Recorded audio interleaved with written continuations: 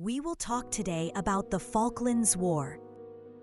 8,000 miles from home, in the frigid, windswept South Atlantic, a British task force was sailing into battle. In Argentina, a military junta had staked its reputation on a bold, nationalistic gamble. For 10 weeks in 1982, two nations would fight a fierce, costly, and unexpected war over a tiny group of islands most people couldn't find on a map. This is the story of national pride, military strategy, and the human cost of the Falklands War. The Falklands conflict was the first major naval war since World War II, a brutal test of will between Britain and Argentina. To understand how it happened, we have to go back to the very roots of the dispute. So let us talk about the seeds of the conflict, which represented a long-standing dispute. The core of the conflict was, and still is, sovereignty. Who rightfully owns the Islas Malvinas, or the Falkland Islands? Argentina's claim is based on inheritance from Spain, geographical proximity, and brief periods of settlement in the early 1800s. Britain's claim is based on continuous administration since 1833 and the principle of self-determination for the islanders, who were overwhelmingly of British descent and wished to remain British. For decades, this was a diplomatic stalemate. But in 1982, Argentina's ruling military junta, led by General Leopoldo Galtieri, was in trouble. The economy was collapsing, and public discontent was rising. They needed a diversion, a nationalist cause, to unite the country. Invading the Falklands seemed like the perfect solution. A quick, easy victory they believed Britain, 8,000 miles away, would never contest. Next is the invasion, or Operation Rosario. On April 2, 1982, the junta put its plan into action and called it Operation Rosario. A powerful Argentine naval task force landed hundreds of troops. The tiny Royal Marine garrison, outnumbered and outgunned, put up a spirited but brief resistance under Governor Rex Hunt. Within hours, the Argentine flag was flying over Stanley. Back in Buenos Aires, crowds erupted in patriotic euphoria. The junta had its victory. In London, Prime Minister Margaret Thatcher was facing a crisis. Her political opponents, and even some allies, argued that retaking the islands was militarily impossible. But Thatcher saw it as a matter of national principle. Her response was swift and stunning. We must recover them. Next is the task force sails and the beginning of Operation Corporate. What followed was one of the most remarkable logistical feats in modern military history, Operation Corporate. A vast naval armada was assembled in days. Aircraft carriers HMS Hermes and HMS Invincible, destroyers, frigates, troopships, and even ocean liners like the SS Canberra were requisitioned. They carried 3,000 troops, including the elite Parachute Regiment and Royal Marines.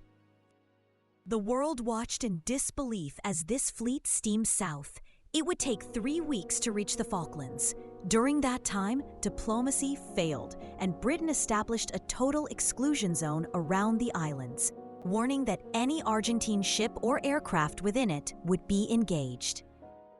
Next is the fighting and the sinking of the Belgrano and the Sheffield. The shooting war began not with a bang, but with two devastating blows that showed the brutal nature of modern naval combat. The nuclear submarine HMS Conqueror spotted the Argentine cruiser ARA General Belgrano outside the exclusion zone. After receiving orders from London, it fired 3 torpedoes. The Belgrano sank, killing 323 Argentine sailors. The attack was highly controversial, but effectively penned the entire Argentine Navy in port for the rest of the war. Argentina's response was swift and lethal. A pilot flying a French-made Exocet anti-ship missile launched one from his Super Étendard jet.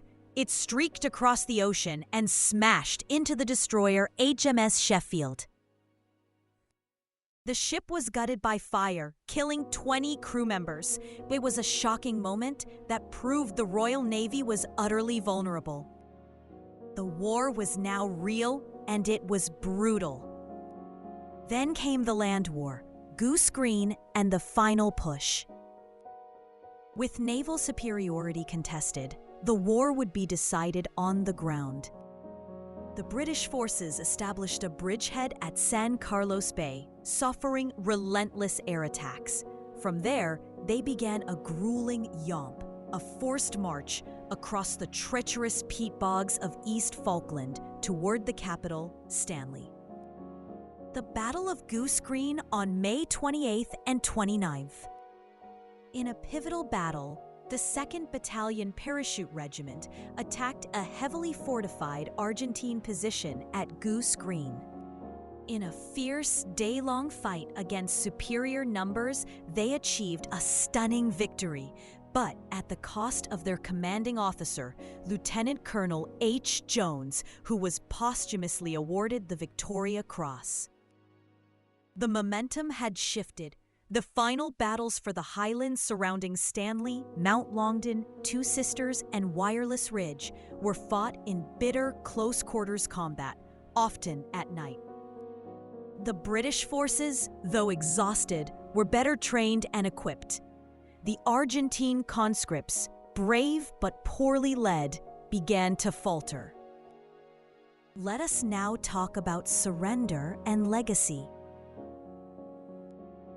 On June 14, 1982, with British forces on the outskirts of Stanley, the Argentine commander, General Mario Menendez, surrendered. The war was over. The human cost was severe.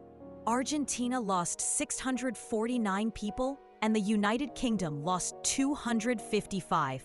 3 Falkland Islanders were killed. The political consequences were immediate. In Argentina, the defeat discredited the military junta and paved the way for a return to democracy. In Britain, Margaret Thatcher's popularity soared, ensuring her re-election. Today, the Falkland Islands remain a fiercely British overseas territory, and their defense is heavily fortified.